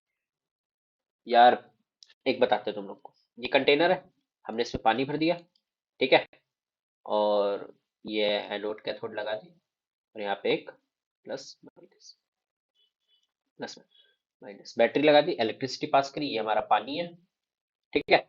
ये इलेक्ट्रोलाइटिक डिकम्पोजिशन का एग्जांपल है। पानी तोड़ देता है अपने आप को H2 + O2, ठीक है, H प्लस आयन और O माइनस, ठीक है। प्लस वाला माइनस के पास चला जाएगा, माइनस वाला प्लस में। इसको डिटेल में मेटल्स और नॉन मेटल्स में कराया हुआ है, उसको देख लेना। अभी के लिए सिर्फ इतना समझ लो कि वो रिएक्शंस जिनमें इलेक्ट्रिसिटी पास करके डिकम्पोजिशन हो जाए उनको हम लोग इलेक्ट्रोलाइटिक डिकम्पोजिशन बोलते हैं। Example one, electricity is pass in water, पानी में इलेक्ट्रिसिटी पास करेंगे तो वो हाइड्रोजन और ऑक्सीजन में टूट जाएगी। सिंपल, समझ गए। तीसरा टाइप, ये भी बहुत इंपॉर्टेंट है। दूसरा वाला इलेक्ट्रोलाइटिक डिकम्पोजिशन तो इतना नहीं पूछा जाता है। पहला थर्मल, और ये बहुत पूछा गया है, ये भी बहुत इंपॉर्टेंट है, ठीक है। फोटोलाइसिस डिकम्पोजिशन रिएक्शन देख लेते हैं। Reactions in which a compound decomposes because of sunlight. Photo, photo मतलब सनलाइट, ठीक है। सनलाइट की वजह से जो डिकम्पोजिशन हो उसको हम लोग बोलते हैं फोटोलाइसिस डिकम्पोजिशन। जैसे कि silver chloride, when silver chloride is put in sunlight, silver chloride को हम सनलाइट पे रखते हैं तो वो डिकम्पोज हो जाता है सिल्वर मेटल में और क्लोरीन गैस में। जैसे AgCl, AgCl व्हाइट कलर का, सनलाइट में रखेंगे तो ग्रे कलर का सिल्वर और क्लोरीन गैस। फोटोग्राफिक पेपर आप लोगों ने देखा होगा, बहुत पुरानी शादियों में होता था कि एक ब्लैक कलर की रील बन के आती थी, ठीक है, घरों में। उसको धूप में देखो तो वो दिख जाती थी, देखा होगा आप लोगों ने। मम्मी की शादी की और मम्मी पापा की, तो उनसे मांग लेना, ठीक है, मांग लेना, वो दिखा देंगे कि बहुत पहले। हमारे घर में तो है, बाकी पता नहीं क्या पता आपके घर में होना, ठीक है। तो वो धूप में देखोगे तो बहुत आराम से दिख जाता है। Photographic paper has a coat of silver chloride which turns into grey when exposed to sunlight. बोला ना, सनलाइट पे करोगे तो ग्रे कलर का दिखता है हम लोग को, होता वैसे ट्रांसपेरेंट होता है, उसमें देखोगे तो हम लोग को शायद वो फोटो दिखने लगती है। It happens because silver chloride is colourless while silver is a grey metal. तो ये हमारा सिल्वर क्लोराइड है, व्हाइट से ग्रे कलर, व्हाइट से ग्रे कलर होता है। जो हमारी फोटोलिसिस डिकम्पोजिशन रिएक्शन है ना, फोटो डिकम्पोजिशन रिएक्शन, वो हमारी चेंजिंग कलर वाली है, ठीक है। ध्यान रखना, चेंजिंग कलर में भी आप ये एग्जांपल लिख सकते हैं, चेंजिंग कलर। जब सिल्वर क्लोराइड को सनलाइट की प्रेजेंस में ले जाते हैं तो सिल्वर और क्लोरीन, क्लोरीन गैस हम लोग को मिले, Cl2 है ये, Cl2, ठीक है। बहुत इंपॉर्टेंट रिएक्शन है बच्चों। जितना जो जो चीजें इंपॉर्टेंट कह रहे हैं उसको बहुत ध्यान से, दिमाग और मन लगा के उसको कर लो, बहुत इंपॉर्टेंट है, सीरियसली, दिल से इंपॉर्टेंट। आगे बढ़ते हैं, डिस्प्लेसमेंट रिएक्शन। बहुत इजी, मजा आएगा इसको करने में। बताते हैं डिस्प्लेसमेंट रिएक्शन क्या होती है। The chemical reaction in which a more reactive metal displaces a less reactive metal from a compound is known as displacement reaction. More reactive, less reactive, sir क्या होता है बताते तुम। एक तुम यहाँ बैठे हुए हो, ठीक है, खुशी खुशी, खुशी खुशी खुशी के साथ बैठे, चलो ठीक है। ये तुम हो, ये खुशी है तुम्हारी दोस्त, ये तुम, ये खुशी, ठीक है। कोई एक बड़ा लड़का आया, बड़ी क्लास का, ठीक है, आया, बड़ी क्लास का है तुमसे, ठीक है, बराबर का होगा तो कोई दिक्कत नहीं है। बड़ी क्लास का है और तुमको यहाँ से उठा के डिस्प्लेस कर दिया, चलो तुम वहां भागो, तुम रूठ राट के यहाँ वापस आ गए, ठीक है। और इसने तुम्हारी जगह ले ली, तुम की जगह समझ लो ये हम, मैं नहीं, सुन लो, ये B for boy, B for बड़ा, तो बी आ गया। समझ में आया मेरा कहने का मतलब, कि जो तुमसे ताकतवर होगा वो तुम्हारी जगह ले और तुम्हें वहां से हटा। मेन कंसेप्ट ये था, समझा लेना। तुम क्लास में बैठे हो किसी अपनी क्रश के साथ या खुशी के साथ बैठे हो, ठीक है, तो वो आएगा, बड़ी क्लास का लड़का आया, तुमको उठाया और तुमको डिस्प्लेस कर देगा, तुमको उठा के कहेगा तुम जाओ, हमें आ गया। तो देखो जैसे यहाँ पे ये BC साथ में बैठे हुए हैं, ए आया, ए ने बी को हटाया, और AC साथ में हो गए बी को, कहा tata bye bye, bye bye. समझ में आ गया कि नहीं? तो यही है the chemical reaction which are more reactive metal. अब रिएक्टिव मेटल कौन ज्यादा है कौन कम है, ये रिएक्टिविटी सीरीज आप लोग को पता लग रहा होगा, रिएक्टिविटी सीरीज पढ़ी होगी क्लास 9th में, ठीक है। नहीं पढ़ी होगी तो रिएक्टिविटी सीरीज का एक वीडियो ला देंगे, उसको देख लेना। तो रिएक्टिविटी सीरीज में जो ऊपर होगा वो नीचे वाले को डिस्प्लेस कर देगा, क्योंकि वो ज्यादा रिएक्टिव है। वो reactive metal displaces less reactive metal to form a chemical reaction is called displacement reaction, simple। Displacement reaction are also known as substitution reaction, substitute कर देना, इसकी जगह इसको सब्स्टिट्यूट कर दिया, इसको भी कह सकते हैं, या सिंगल डिस्प्लेसमेंट या रिप्लेसमेंट रिएक्शन। ये जनरली हमारे पास एक एग्जांपल था, उसको देख लिया। हम लोगों ने एक रिएक्शन देखी है ना, Fe plus CuSO4 gives FeSO4 plus Cu, ठीक है, ये रिएक्शन है, याद है कि नहीं है? तो Fe यहाँ पे ज्यादा ताकतवर था, उसने Cu को हटाया, चलो बाय, और खुद जगह ले ली। ये याद रखना, ये रिवर्सिबल नहीं होती, इरिवर्सिबल। क्या मतलब सर? क्या मतलब सर, समझ नहीं आया? ध्यान समझाते हैं, ध्यान से देखना। अब ये Fe plus CuSO4 give rise to FeSO4 plus Cu। अब अगर तुमसे कहा जाए FeSO4 प्लस Cu कर दो, तो क्या मिलेगा? कुछ भी नहीं मिलेगा। क्यों? क्योंकि Cu Fe से लेस रिएक्टिव। हमने बोला था लेस, कम क्लास वाला बड़ी क्लास वाले को नहीं हटा पाएगा, तो बड़ी क्लास में Fe रिएक्टिव है, वो ताकतवर है, वो बैठा हुआ है अपनी जगह, Cu क्या ही कर लेगा, कुछ नहीं कर पाएगा। ठीक है, कुछ यहाँ पे एग्जांपल है, displacement reaction takes place only when A is more reactive than B, जो हमने लिखा था, A क्या लिखी थी reaction, A plus BC gives AC plus. ये तभी होगी जब A B से ज्यादा रिएक्टिव होगी, अदरवाइज रिएक्शन नहीं होगी, यही सब कुछ लिखा हुआ है। एक एग्जांपल है, दो एग्जांपल्स हमारे पास इंपॉर्टेंट, एक Fe वाला था, वो भी इंपॉर्टेंट है, चेंजिंग कलर वाला, ठीक है, ये भी इंपॉर्टेंट है। पहला एग्जांपल है हमारे पास जिंक प्लस HCl, तो यहाँ हम लोग को मिलेगा जिंक क्लोराइड प्लस H2। क्यों? Hydrogen is less reactive than zinc. Opposite अगर इसको करना चाहे नहीं हो पाएगा, क्योंकि hydrogen is less reactive than zinc, या zinc is more reactive than hydrogen, कुछ भी बोलो। पहली रिएक्शन ये रही। ध्यान रखना, एग्जाम्स में बैलेंस्ड इक्वेशन ही लिख कर आओगे, अनबैलेंस करके आओगे तो मार्क्स 0 मिलेंगे। दूसरी क्या है, zinc react with copper sulphate, zinc को कॉपर सल्फेट से रिएक्ट करे, आपको केमिकल अपनी रिएक्टिविटी सीरीज याद होगी, उसमें जिंक ऊपर था, सी नीचे था, सी।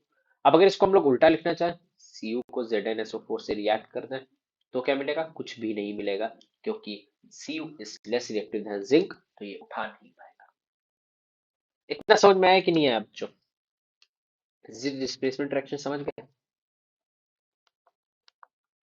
समझ गया डिस्प्लेसमेंट रिएक्शन क्या होता है? तो अब नेक्स्ट हम लोग पढ़ने जा रहे हैं डबल डिस्प्लेसमेंट रिएक्शन। तो डबल डिस्प्लेसमेंट रिएक्शन क्या होता है देख लेते हैं। Reactions in which ions are exchange between two reactants, दो रिएक्टेंट होंगे हमारे पास, उनके बीच में आयन एक्सचेंज होगा। क्या मतलब, देख लेते हैं, ध्यान से देखना। A plus B minus, ions पता है ना क्या होते हैं? पॉजिटिव आयंस होते हैं, क्या निगेटिव आयंस होते हैं, कैटायन एंड आयन सुना होगा, ठीक है। प्लस ये B माइनस है, B minus plus C minus, C plus B minus.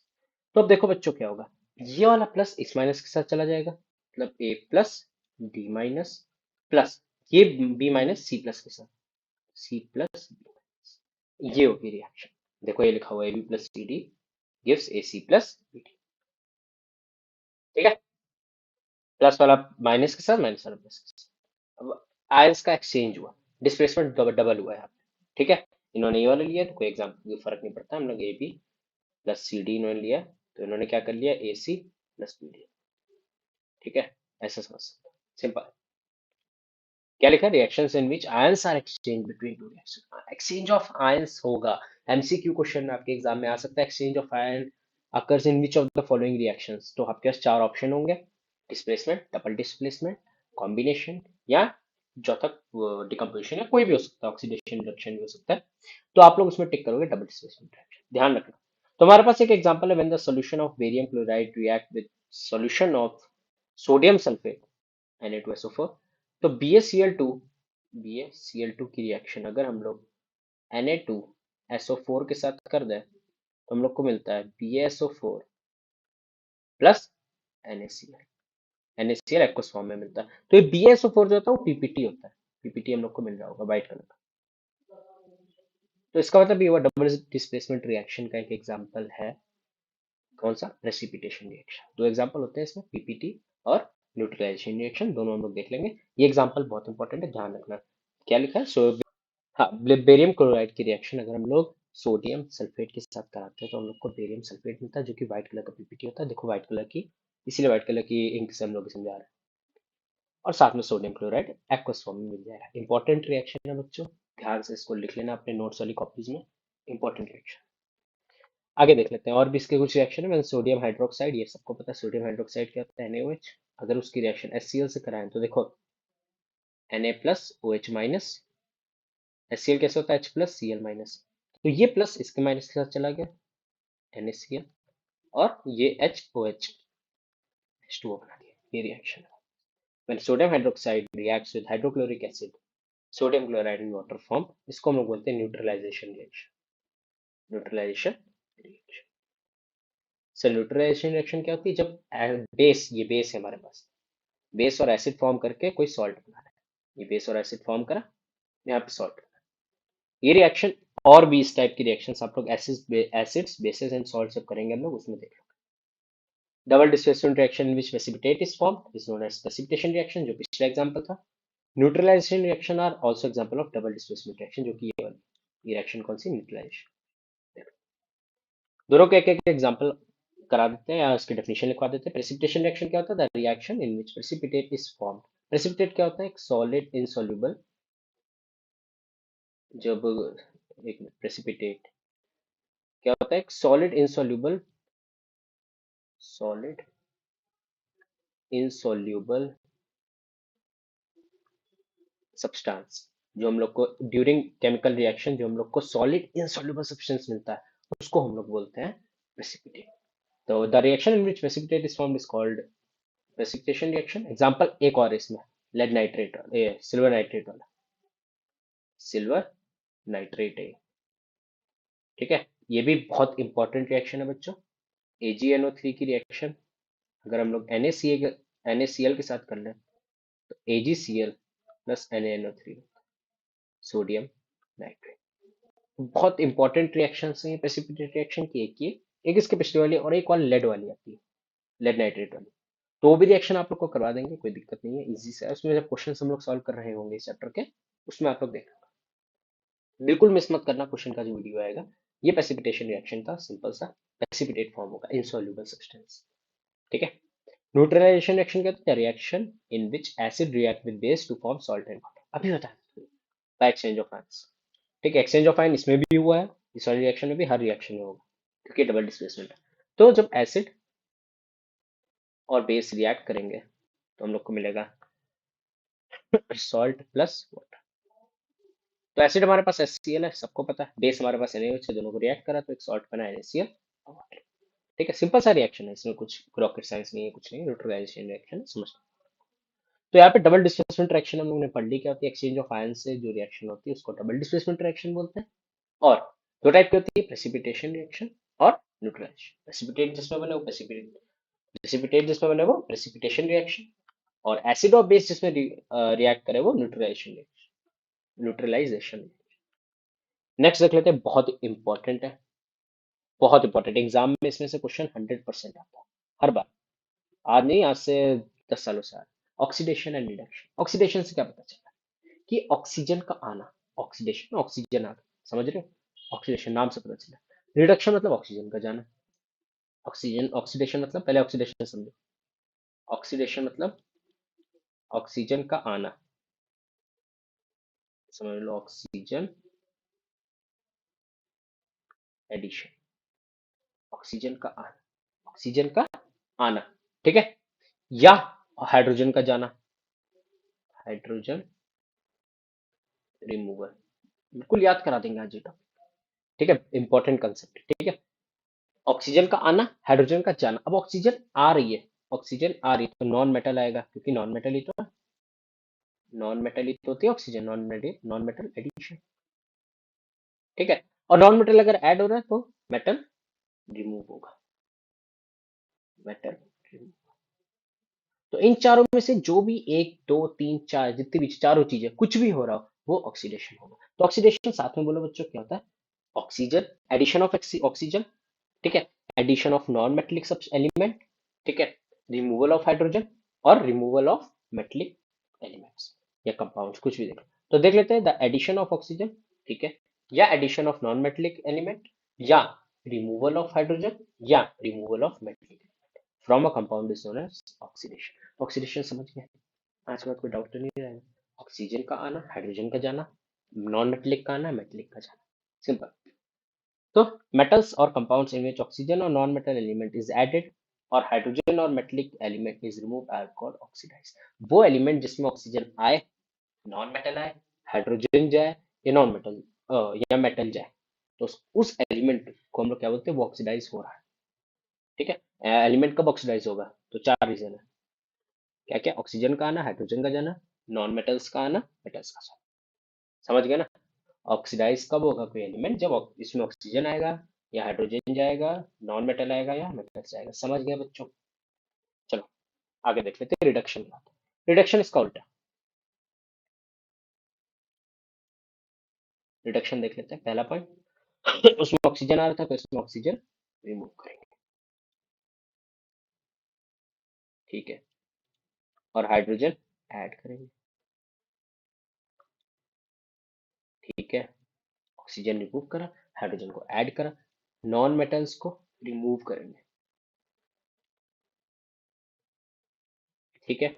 और मेटल्स को ऐड करेंगे, मेटेलिक एलिमेंट्स को ऐड करेंगे। तो चार चीजें रिडक्शन की भी हम लोग को देखनी है। ऑक्सीजन का जाना, हाइड्रोजन का आना, उसका उल्टा है पूरा। ऑक्सीजन का आना, हाइड्रोजन का, ऑक्सीजन का जाना, हाइड्रोजन का आना, नॉन मेटल्स का जाना, मेटल्स का आना। कंफ्यूज नहीं होना। ठीक है। तो एडिशन ऑफ हाइड्रोजन और नॉन और मेटलिक एलिमेंट और रिमूवल ऑफ ऑक्सीजन और non metallic element is called reduction. यही चीज इसमें लिखी हुई है।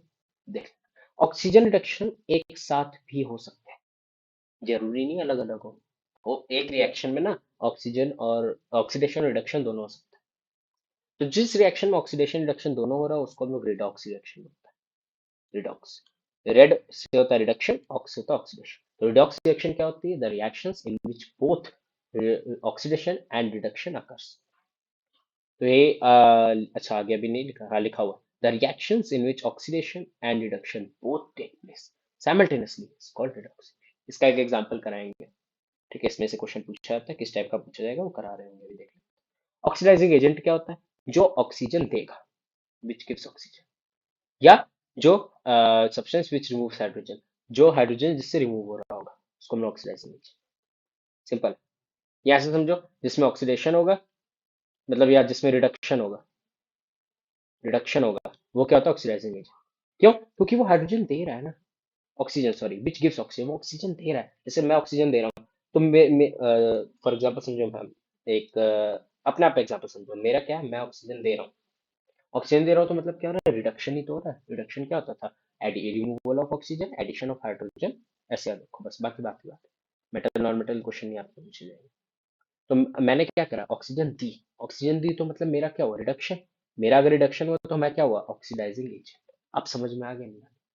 फॉर एग्जाम्पल ये एक डिब्बी है, ठीक है। तो इसने समझ लो हाइड्रोजन दिया, हाइड्रोजन दिया, तो रिमूवल ऑफ हाइड्रोजन ही तो हुआ। रिमूवल ऑफ हाइड्रोजन मतलब ऑक्सीडेशन, ऑक्सीडेशन हुआ तो वो रिड्यूसिंग एजेंट है। तो ये हमारा क्या हो गया, रिड्यूसिंग एजेंट। समझ में आ गया, रिड्यूसिंग एजेंट है ऑक्सीडाइजिंग एजेंट पहचानने का तरीका, उसका उल्टा।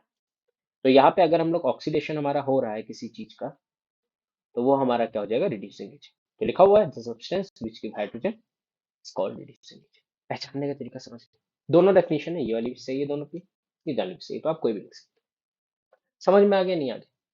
पहली बात तो ऑक्सीडेशन क्या होता है, फिर से रिवाइज कर लो। ऑक्सीडेशन क्या होता है, विच ऑक्सीजन का लेना, ऑक्सीजन का आना, addition of oxygen, removal of hydrogen, hydrogen का जाना, नॉन मेटलिक का आना, मेटल्स का जाना।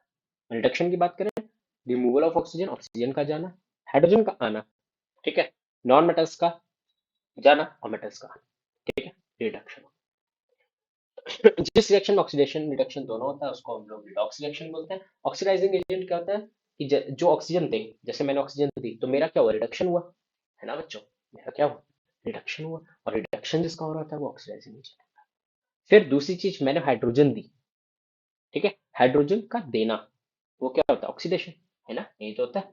ऑक्सीडेशन हुआ तो मैं क्या, I act as a reducing agent. समझ गया नहीं समझ, मैंने अगर ऑक्सीजन दी तो मैं हो गया मेरा रिडक्शन हुआ, ठीक है, रिडक्शन हुआ तो मैं ऑक्सीडाइजिंग एजेंट हो गया। मैंने हाइड्रोजन दी तो मेरा ऑक्सीडेशन हुआ, तो मैं रिड्यूसिंग एजेंट। बस अब इससे डिटेल कुछ नहीं है, क्वेश्चन करेंगे हम लोग। ये क्वेश्चन है उसको कर लेते हैं सबसे पहले, बिना पढ़े। ये रिएक्शन बस देखो, पढ़ना नहीं है कुछ भी, क्वेश्चन पढ़ना नहीं, इतना तो भरोसा है। Cu plus H2 gives CO plus H2 gives Cu plus H2। ये क्या होता है? कॉपर ऑक्साइड, सबको पता है। ये हाइड्रोजन, ये कॉपर और ये H2। अब कॉपर ऑक्साइड से यहाँ पे क्या बना? कॉपर ऑक्साइड से बच्चों क्या बना? कॉपर बना। क्या बना? कॉपर। ऑक्सीजन गया। क्या वो ऑक्सीजन गया? ऑक्सीजन जाने का मतलब क्या होता है? रिडक्शन। Reduction देखो, CuO is changed into CO. Oxygen is being removed from copper oxide. Removal of oxygen from a substance is called reduction. So copper oxide is being reduced to copper. तो reduction हुआ है। ठीक है। अभी H2 में what oxygen आ गया। Oxygen का आना क्या होता है? ऑक्सीडेशन। तो यहाँ पे क्या हुआ बच्चों? ऑक्सीडेशन। समझ में आया कि नहीं आया? समझ में आ गया? इतना समझ गए। अब हम बात कर लेते हैं ऑक्सीडाइजिंग एजेंट की। ऑक्सीडाइजिंग एजेंट और रिड्यूसिंग एजेंट, उनकी बात करें। अब देखो, जिसमें देखो, ऑक्सीडाइजिंग एजेंट क्या था? जो ऑक्सीजन दे। तो ऑक्सीजन किसने दिया? इसने ही तो ऑक्सीजन दिया, जिसमें रिडक्शन हुआ। तो ऑक्सीजन इसने दिया, है ना? ऑक्सीजन दिया तो इसमें रिडक्शन हुआ। समझ रहे हो ना? देखो रिडक्शन लिखा भी है। तो रिड्यूसिंग एजेंट क्या हो गया हमारा? CO हो गया। ठीक है। H2 ने ऑक्सीजन लिया, है ना? ऑक्सीजन लिया तो मतलब क्या? Reduction, oxidation. ऑक्सीडेशन होगा तो रुको एक मिनट, गलत दिया। ये रिड्यूसिंग एजेंट नहीं, ऑक्सीडेशन, ऑक्सीडाइजिंग एजेंट। तो ऑक्सीडाइजिंग एजेंट क्या होगा? कॉपर ऑक्साइड, क्योंकि उसने ऑक्सीजन दिया। तो रिडक्शन और रिडक्शन का उल्टा ऑक्सीडाइजिंग एजेंट। सिंपल ऐसे समझो। रिड्यूसिंग एजेंट क्या होगा? जिसने ऑक्सीजन लिया। तो हाइड्रोजन ने ऑक्सीजन लिया, तो ये हो गया। समझ में आया कि नहीं आया? सिंपल सा समझ आ गया। तो in this reaction H2 is changing to H2O. Oxygen is being added into hydrogen. Addition of oxygen to a substance is oxidation. So oxygen, hydrogen is being oxidized. Hydrogen oxidise हुआ H2O में, क्योंकि उसने oxygen लिया। और oxygen लिया तो oxidation. Oxidation है तो रिड्यूसिंग एजेंट, काम खत्म। ठीक है। रिडक्शन है तो रिड्यूसिंग ऑक्सीडाइजिंग एजेंट। समझ गए? इसको लिखना है कहीं पर? चलो सब लिख देते हैं कहीं पर। अगर ऑक्सीडेशन हो रहा है, जिसका ऑक्सीडेशन हुआ वो हमारा हो जाएगा रिड्यूसिंग एजेंट। ठीक है। इंपॉर्टेंट क्वेश्चन था, एक करा दिया। बाकी क्वेश्चन प्रैक्टिस हम लोग कर रहे होंगे तो वो देख लेना चाहिए। वो हो जाएगा ऑक्सीडाइजिंग, ऑक्सीडाइजिंग एजेंट। सिंपल सा।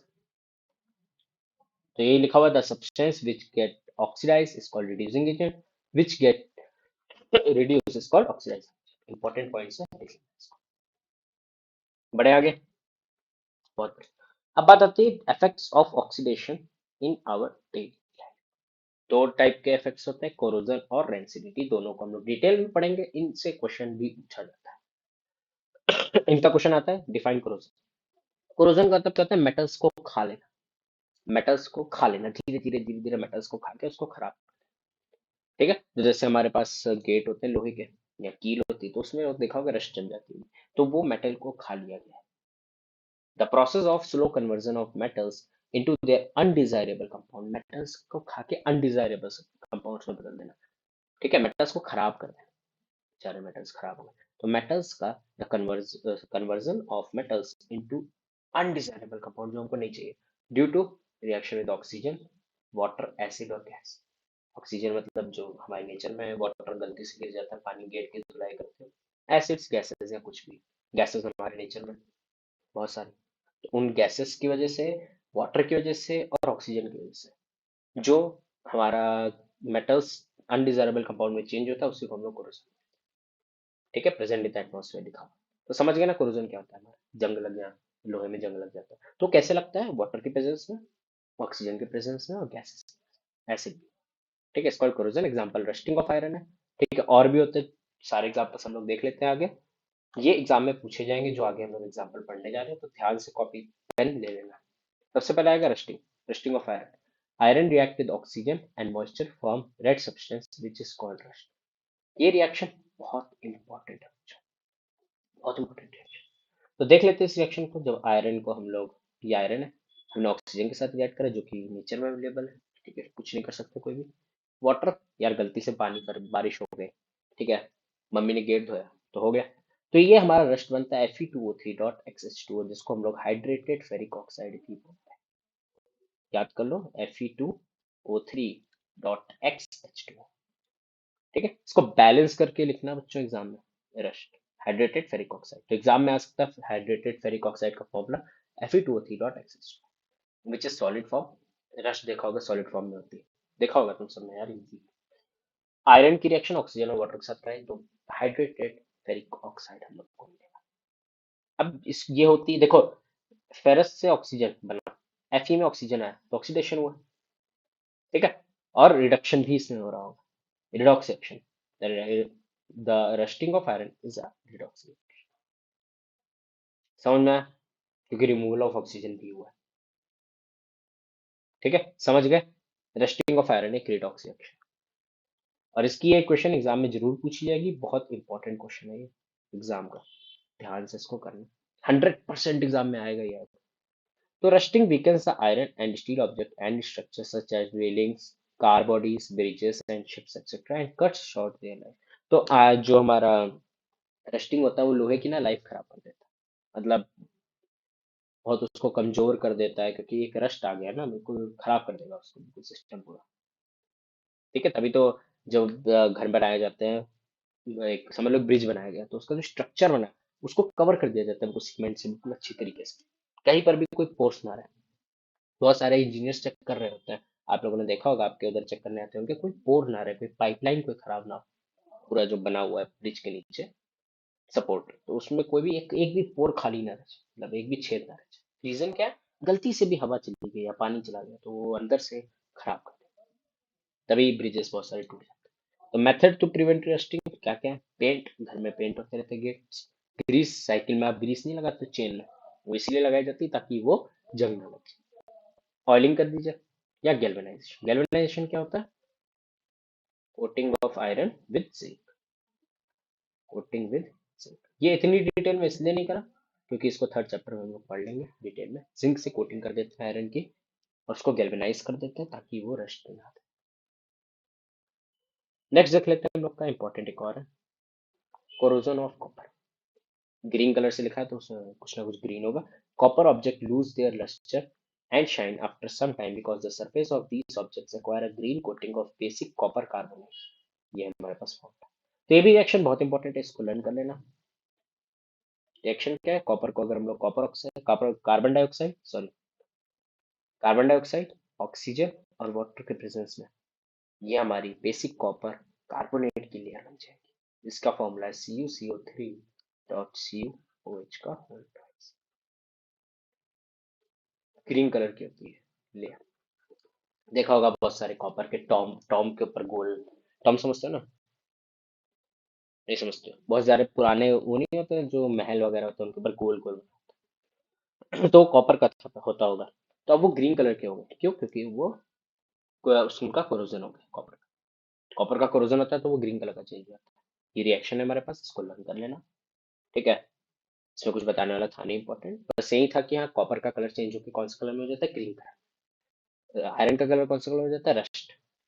ठीक है, सिंपल। और ये रिएक्शन इंपॉर्टेंट, आयरन की इंपॉर्टेंट थी, Fe2O3.XH2O बन रहा था, और ये बेसिक कार्बन, कॉपर कार्बोनेट बन रहा होगा, CuCO3.CuOH का होल ट्वाइस। ये बहुत इंपॉर्टेंट रिएक्शन है बच्चों, याद करें। ठीक है, आगे बढ़ते। सिल्वर मेटल, ये भी बहुत इंपॉर्टेंट है, तीसरा भी। सिल्वर मेटल का जो हम लोग का कोरोजन होता है तो कौन सा कलर बनता है वो देखिए। The surface of silver metal gets tarnished, become dull. चांदी की कोई चीज होती है तो वो डल, ब्लैक कलर की, ब्लैक ब्लैक सी होने लगती है, होती नहीं होती? चल समझ लो चांदी का कड़ा, उसको रख दिया जाए, ठीक है, तो वो कुछ टाइम बाद ब्लैक कलर का, पहली बात तो एयर में नहीं होगा क्योंकि ये बहुत लीस्ट रिएक्टिव होता है, एयर में नहीं होगा। ठीक है, एयर में नहीं होगा, क्यों? क्योंकि ये बहुत बहुत लीस्ट रिएक्टिव होता है। तो ये कैसे होता है सर, देख लेते हैं। The surface of the silver metal gets tarnished, becomes dull on exposure to air due to formation of coating of black silver sulfide Ag2S on its surface by the action of H2S gas present in air। होता है air वाले से, oxygen से but नहीं होता। क्यों बच्चों oxygen से नहीं होता? क्योंकि ये बहुत लीस्ट रिएक्टिव होता है, ऑक्सीजन से नहीं होती। एयर का मतलब यही हो गया, ऑक्सीजन से नहीं होगी। बट जो एयर में एक और गैस प्रेजेंट है हमारी, जिसका नाम है हाइड्रोजन सल्फाइड, उससे रिएक्ट होके सल्फाइड है, सल्फाइड की स्पेलिंग गलत है, SULPHID, सब में सही कर लेना, इतने कोई नहीं है। तो हाइड्रोजन सल्फाइड की रिएक्शन अगर सिल्वर से करेंगे तो हम लोग को सिल्वर सिल्वर सल्फाइड मिलेगा और हाइड्रोजन गैस। तो ये जो सिल्वर सल्फाइड है यही उसको ब्लैक कलर में चेंज कर देती है, यही होता ही यही है ब्लैक सिल्वर से, ये ब्लैक कलर की हो जाती है। जो हमारे पास चांदी के मटेरियल्स होंगे, चांदी की चेन, तो वो बहुत टाइम बाद ना देखा होगा उसमें काला काला कुछ आता है, मतलब पॉलिश चली जाती है, ऐसे समझ लो। कुछ लोग कहते हैं पॉलिश होता है, समझ लो डल हो जाता है। रीजन उसका क्या है? क्योंकि वो हाइड्रोजन सल्फाइड से रिएक्ट कर जाता है, बहुत धीरे धीरे। पहली बात तो रिएक्शन होगी इसकी, जल्दी नहीं होती, बहुत टाइम बाद होती है, क्योंकि ये बहुत लीस्ट रिएक्टिव। तो उसकी रिएक्शन हाइड्रोजन सल्फाइड से हो जाती है और उस वो भी कोरोड हो जाता है, कोरोजन उसका भी हो जाता है। ठीक है, समझ गए? ऐसे ये ब्लैक कलर का हो जाता है, आयरन रस्ट कलर का, कॉपर ग्रीन कलर का, और ये ब्लैक कलर। नेक्स्ट देख लेते हैं रेंसिडिटी क्या होता है। रेंसिडिटी खाने को खराब करना। चिप्स खाते होगे बहुत, कभी कभी पैकेट खुला रह गया, ठीक है, होता नहीं है, हम लोग वो चिप्स खरीदने जाओ तो बचपन की आदत थी, जो मोटा पैकेट होगा वो लेंगे, सोचते थे कि हाँ हवा ज्यादा है इसके अंदर, तो अगर उसमें नहीं है वो तो सिल जाते थे या तो उसका टेस्ट खराब होता। तो वही चीज है एसिडिटी क्या होती है, the taste and order of food materials containing fat and oil changes when they are left exposed to air for a long time. तो बहुत टाइम तक अगर एयर में हम लोग रख देंगे तो उसका टेस्ट, उसका ऑर्डर, सब कुछ उसका खराब हो जाएगा, हम लोग को मजा नहीं आएगा, फूड स्मेल खराब हो जाएगी, टेस्ट खराब हो जाएगा। वो मजा, मतलब समझ रहे होगे ना, खा के देखा होगा, कभी कभी हो जाता है। This is called acidity, it is caused due to oxidation of fat and oil present. जो फूड मटेरियल्स में फैट एंड ऑयल होता है उनका ऑक्सीडेशन को हम लोग एसिडिटी। एसिडिटी क्या होती है? The taste and order of the food materials containing fats and oil changes when they are left exposed to air for a long time, this is called acidity.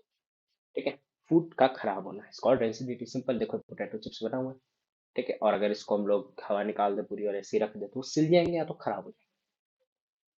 तो ये acidity होती है, air में उसको expose करो खाने को, खराब हो जाती है। बाकी हम लोग पढ़ेंगे इसको सही कैसे करें, मेथड्स टू प्रिवेंट एसिडिटी। तो पहला क्या है? By adding antioxidant. बहुत इंपॉर्टेंट क्वेश्चन है, इसको स्टार बना लो, एक, दो, तीन स्टार, बहुत ज्यादा इंपॉर्टेंट। एंटीऑक्सीडेंट ऐड करने का, तो दो एंटीऑक्सीडेंट हमारे क्लास में, BHA, डिटेल में इसको तो बाद में पढ़ोगे, ठीक है, या कभी पढ़ो ना पढ़ो वो भी मुझे पता नहीं, बट अभी सिर्फ जानना क्या है, दो हमारे पास एंटीऑक्सीडेंट होते हैं जिनका नाम क्या है, ब्यूटाइलेटेड, ये याद रखना, एग्जाम में पूछे जाएंगे, हाइड्रोक्सी एनिसोन। दूसरा है ब्यूटाइलेटेड हाइड्रोक्सी टोलुइन। बहुत इंपॉर्टेंट है बच्चों, इनको याद कर लेना, नोट्स बना लो कॉपी में, अभी भी कह रहे हैं टाइम है, अभी साइंस का एग्जाम हुआ नहीं है। ये कुछ बहुत इंपॉर्टेंट ही एग्जाम का क्वेश्चन है, 2 मार्क्स में पूछा जाएगा। तो एसिडिटी करने के लिए एंटीऑक्सीडेंट डाल देते हैं फूड में, या वैक्यूम पैकिंग। वैक्यूम पैकिंग में वैक्यूम कंटेनर्स होते हैं, एयर टाइट कंटेनर्स, घर में देखे होंगे बिस्किट्स वगैरह रखते हैं उसमें, नाश्ते के डब्बे होते हैं, तो वो वैक्यूम पैकिंग हो गई। तीसरा, रिप्लेसिंग एयर बाय नाइट्रोजन। तो जो चिप्स के पैकेट होते हैं वो नाइट्रोजन उसके अंदर होती है, जो फूले फूले नहीं होते, बचपन में होते नहीं थे, हम लोग ने भी ऐसे ही करा, 5 रुपए का क्रैक सीने जाता था, जो सबसे मोटा पैकेट होता था वो सोचते थे कि मिल जाए, उसमें हवा जो होती थी ना वो नाइट्रोजन होती थी, ताकि रेंसिडिटी ना हो। चौथा, रेफ्रिजरेशन। रेफ्रिजरेशन खाना मम्मी घर पे बनाती होंगी, उसको रात में जैसे बच गया खाना, भिंडी की सब्जी बनी रात में बच गई, तो हम लोगों ने फ्रीजर में रख दिए या फ्रिज में रख दिए, ताकि सुबह उसको इजीली खा ले। ये फ्रिज हमारे घर में सबके होगा, ये देख लो। तो चार हमारे पास रेसिडिटी को प्रिवेंट करने के तरीके हैं, antioxidant, BHA BHT, butylated hydroxy anisole, butylated hydroxy toluene, vacuum packing, vacuum packing कर दी, नाइट्रोजन के साथ एयर को रिप्लेस कर दिया, और रेफ्रिजरेशन। ये हमारे पास चार तरीके। तो बच्चों खुशी की बात यही है, यहाँ पे हमारा chemical reactions and equations chapter complete हो गया, फाइनली फाइनली फाइनली।